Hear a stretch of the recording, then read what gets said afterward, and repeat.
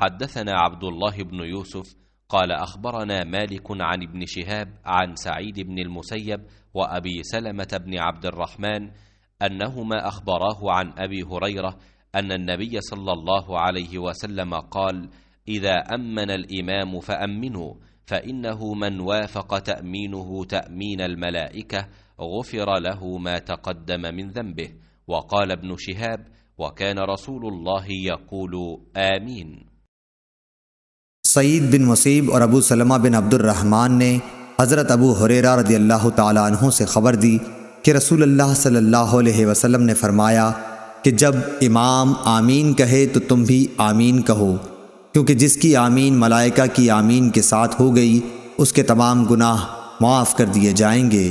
इब्न शहाब ने बयान किया कि रसूलुल्लाह सल्लल्लाहु अलैहि वसल्लम आमीन कहते थे। सही बुखारी हदीस नंबर 780।